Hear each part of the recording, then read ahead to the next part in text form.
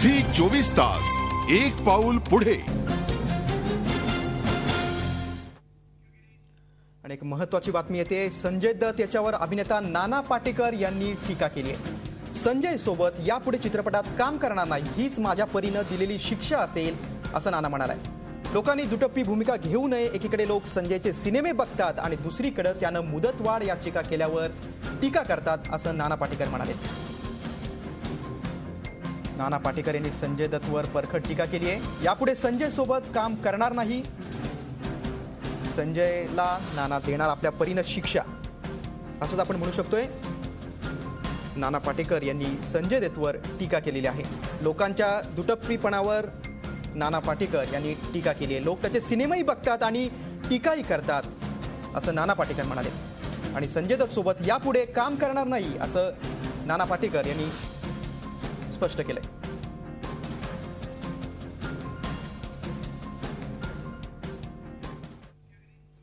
आता पुण्यातल्या एका बातमीकडे। एलबीटीच्या नियमात मुख्यमंत्र्यांनी काही सुधारणा केल्या आहेत, त्याची घोषणाही त्यांनी विधिमंडळात केली। मात्र व्यापाऱ्यांनी त्या सुधारणांबाबत सरकारनं जीआर काढावा अशी मागणी केली आहे। सरकारनं 7 मे पर्यंत जीआर काढला नाही तर 8 मे पासून बेमुदत संप पुकारण्याचा इशारा व्यापाऱ्यांनी दिलाय। तसंच 22 आणि 23 तारखेला 2 दिवसांचा संप पुकारण्याची घोषणाही त्यांनी केली। जोपर्यंत निवेदन सभागृहामध्ये ठेवलेलं आहे त्याचा जीआर निघत नाही, त्याच्याकरता हा 22 आणि 23 बंद ठेवलेला आहे। जर 8 तारखेपर्यंत 7 तारखेपर्यंत आमचा जीआर निघाला नाही तर 8 तारखेपासून आम्ही संपूर्ण महाराष्ट्र बेमुदत बंद करू। अमेरिकेतल्या स्फोटासंदर्भात काही अपडेट्स आपल्या समोर येतात। बोस्टन शहर अक्षरशः पिंजून काढलं जात होतं आणि हा जो दुसरा संशयित आहे त्याला सुद्धा अटक झाली आहे। वॉटर डाऊन शहरामध्ये भीषण हे थरारनाट्य घडलं। मॅसेच्युएट्स तंत्रसंस्थेच्या संकुलात संशयितांसमवेत ही चकमक झाली। त्यात तामेरलॅन सार्नेव हा संशयित ठार झाला तर त्याचा लहान भाऊ जोकार पळून जाण्यात यशस्वी झाला होता। मात्र नंतर एका बोटीवर त्याला गंभीर जखमी अवस्थेत अटक करण्यात आली। दोघेही संशयित सख्खे भाऊ आहेत। रशियाजवळील चेचन भागातील ते मूळचे रहिवासी आहेत। दोघेही भाऊ 2002 मध्ये कुटुंबासह अमेरिकेत स्थलांतरित झाले होते अशी माहिती पोलिसांनी दिली। आणि आता उस्मानाबादकरांसाठी एक दिलासा देणारी आनंदाची बातमी। अखेर अनेक वर्षांच्या प्रतीक्षेनंतर उजनी धरणाचं पाणी उस्मानाबाद शहरातल्या जलशुद्धीकरण केंद्रात दाखल झालंय। त्यामुळे उस्मानाबाद शहराची पिण्याच्या पाण्याची कायमस्वरूपी सोय झाली आहे। तब्बल 114 किलोमीटर अंतरावर हे पाणी 240 मीटर उंचीवर आणण्यात आलंय। ही योजना कार्यान्वित व्हायला अनेक तांत्रिक अडचणी आल्या, अनेक वादविवाद, आरोप प्रत्यारोप सुद्धा झाले। राज्यभरात ही योजना चर्चिली गेली। मात्र आता अनेक वर्षांच्या प्रतीक्षेनंतर जलशुद्धी केंद्रातून 2 दिवसानंतर हे पाणी नळाद्वारे घराघरात पोहोचणार आहे। हे पाणी तुळजापूर आणि कळंब तालुक्यातल्या ग्रामीण भागाला सुद्धा देण्यात येणार आहे।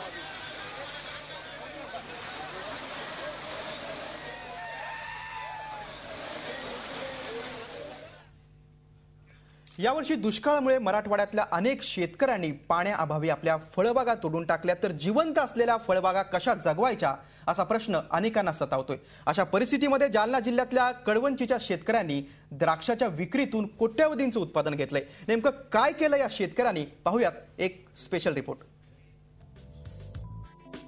या हिरव्यागार द्राक्षांच्या बागा नाशिक जिल्ह्यातल्या आहेत अशी आपली समजूत झाली असेल तर तुम्ही चुकता आहात। या बागा आहेत जालना जिल्ह्यातल्या कळवंची गावातल्या।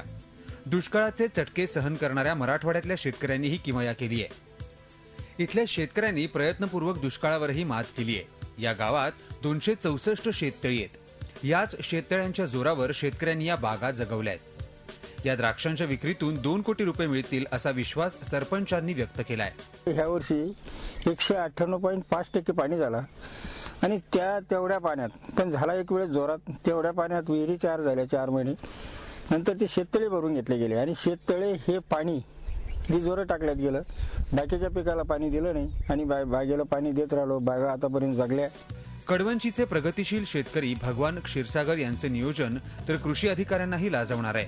पावसाळ्यात त्यांनी आपली शेततळी भरून घेतली। आता शेततळ्यातलं पाणी कमी झाल्यानंतर शेतातल्या मोठ्या हौदात टँकरनं पाणी आणलं जातंय। हे पाणी ठिबक सिंचनाच्या माध्यमातून बागेला दिलं जात आहे। 500 शेतकरी द्राक्ष लागवड आहे, त्यामुळे त्यामध्ये 300 ते 350 हेक्टरवर लागवड आहे आणि आमच्या गावामध्ये 400 शेततळे असल्यामुळे आम्हाला पाण्याचं नियोजन करण्याला खूप सहकार्य झालेलं आहे. आणि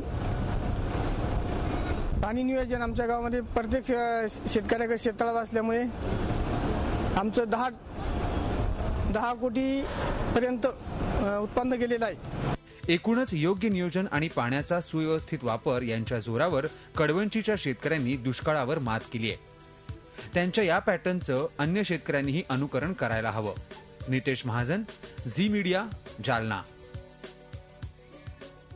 तर आपण पाहिलं की जालन्यामध्ये एकीकडे दुष्काळ आहे तर दुसरीकडे शेतकऱ्यांनी कल्पकतेनं पाण्याचा वापर करून द्राक्ष बागा फुलवल्या.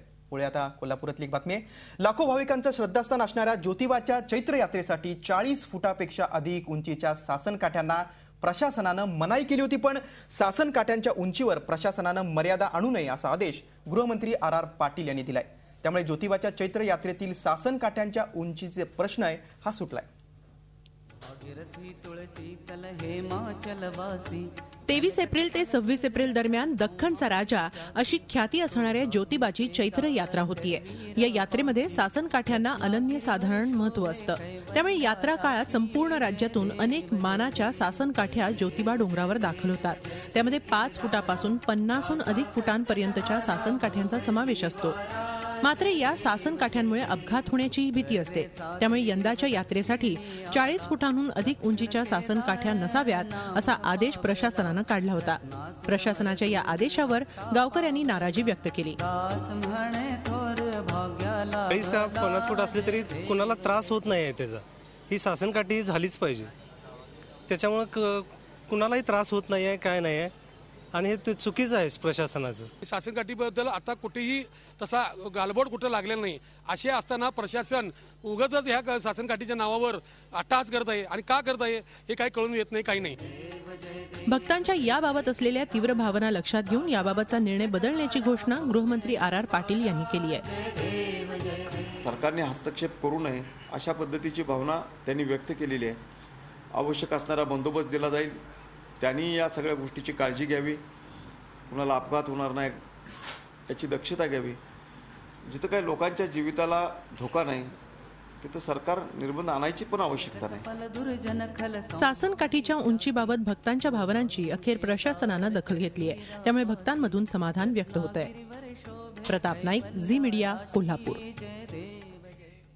आता वेळ झाली एका ब्रेकची. कुठे जाऊ नका, पाहत राहा झी 24 तास. आपण पाहताय आफ्टरनून न्यूज. झी 24 तास, एक पाऊल पुढे.